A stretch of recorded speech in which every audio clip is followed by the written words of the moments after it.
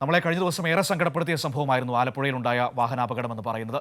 5 കുട്ടികൾ അവിടെ വെച്ച് മരിക്കുകയുണ്ടായി. പിന്നീട് ഒരാൾ ഇപ്പോൾ ആശുപത്രിയിൽ മരണപ്പെട്ടിരിക്കുന്നു.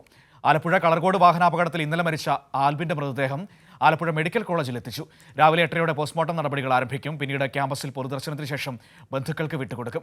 വിവരങ്ങളുമായി ഷാജഹാൻ ചേരുകയാണ് ആലപ്പുഴയിൽ നിന്ന്. ഷാജി, നമ്മളെ ഏറെ സങ്കടപ്പെടുത്തിയ, ഏറെ വിഷമിപ്പിച്ച വാർത്തയായിരുന്നു കളർകോട് നിന്ന് വന്നത്. ഇപ്പോഴും അതിൻ്റെ നടുക്കവും വേദനയും ഒന്നും നമ്മളിൽ നിന്ന് വിട്ടുമാറിയിട്ടില്ല. അതിൽ ഒരു കുട്ടി കൂടി പിന്നീട് ആശുപത്രിയിൽ വെച്ച് മരിക്കുന്ന മറ്റൊരു സങ്കട കാഴ്ച കൂടി നമ്മുടെ മുൻപിലേക്ക് വന്നു. ആൽബിൻ, എടത്വ സ്വദേശി അല്ലേ? അതെ അതെ അതെ അതെ അതെ തീർച്ചയായിട്ടും മനു, ഗുഡ് മോർണിംഗ്. എന്തായാലും നമുക്ക് വളരെയധികം സങ്കടം നൽകുന്ന ഒരു കാഴ്ച തന്നെയാണ്. ഇനിയും ഒരാൾ പോലും മരിക്കരുത്, പരിക്കേറ്റ് ഒരാൾ പോലും മരിക്കരുതെന്നാണ് എല്ലാവരും ആഗ്രഹിച്ചിരുന്നത്. പക്ഷേ അതിന് വിരുദ്ധമായിട്ട് ഇന്നലെ എറണാകുളത്തെ ഒരു സ്വകാര്യ ആശുപത്രിയിൽ വെച്ചാണ് ആൽവിൻ്റെ അന്ത്യം സംഭവിച്ചത്. ആലപ്പുഴ മെഡിക്കൽ കോളേജിലെ മികച്ച ഒരു ഫുട്ബോൾ താരമായിരുന്നു. അത് നമ്മൾ എടുത്തു പറയേണ്ടതാണ്. കാര്യം അത്രത്തോളം കഴിവുള്ളൊരു പയ്യനായിരുന്നു. അദ്ദേഹത്തിൻ്റെ വീട്ടിൽ നമുക്ക് കാണാൻ സാധിച്ചത് നിരവധി ഒരു അലമാരി നിറയെ ട്രോഫികളാണ്. അത്രത്തോളം ചെറുപ്പം മുതൽ തന്നെ കായിക മേഖലയിലൊക്കെ തന്നെ വളരെയധികം മികവ് പുലർത്തിയിരുന്ന ഒരു കുഞ്ഞു പയ്യൻ്റെ അന്ത്യം കൂടി ഇന്നലെ നടന്നിരിക്കുന്നു.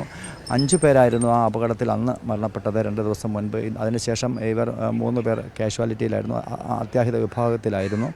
അതിൽ 2 പേരുടെ നില അതീവ ഗുരുതരം എന്ന് അന്ന് തന്നെ റിപ്പോർട്ട് ചെയ്തിരുന്നു. അതിൽ ഒരാളാണ് ആൽവിൻ. ആൽവിനെ കഴിഞ്ഞ ദിവസം, അതായത് ബുധനാഴ്ച, എറണാകുളത്തെ സ്വകാര്യ ആശുപത്രിയിലേക്ക് ബന്ധുക്കൾ കൊണ്ടുപോയി. ഏതെങ്കിലും തരത്തിൽ ജീവൻ രക്ഷിക്കാൻ കഴിയുമോ എന്നുള്ളൊരു പ്രതീക്ഷയിലാണ് അവരങ്ങോട്ട് മാറിയത്. പക്ഷേ ഇന്നലെ വൈകിട്ട് 4 മണിയോടുകൂടി ആ ദുരന്ത വാർത്ത നമ്മെ തേടിയെത്തി. അദ്ദേഹത്തിൻ്റെ ജീവനം നഷ്ടപ്പെട്ടിരിക്കുന്നു. അങ്ങനെ ഈ അപകടത്തിൽ മരണപ്പെട്ടവരുടെ എണ്ണം 6 ആയി.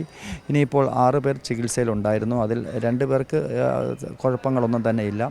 ബാക്കിയുള്ളവരും കാര്യമായിട്ടുള്ള ആരോഗ്യ മേഖലയിൽ അല്ല, അവരുടെ ആരോഗ്യവുമായി ബന്ധപ്പെട്ട് കൂടുതൽ പ്രശ്നങ്ങളൊന്നുമില്ല എന്നുള്ളതാണ് മെഡിക്കൽ റിപ്പോർട്ടുകളും മറ്റും പറയുന്നത്. എന്തായാലും സർജറിയൊക്കെ കഴിഞ്ഞ് അവരും തീവ്രപരിചരണ വിഭാഗത്തിൽ തന്നെയാണ്. പക്ഷേ മരുന്നുകളോടും ഒക്കെ പ്രതികരിക്കുന്നുണ്ട്.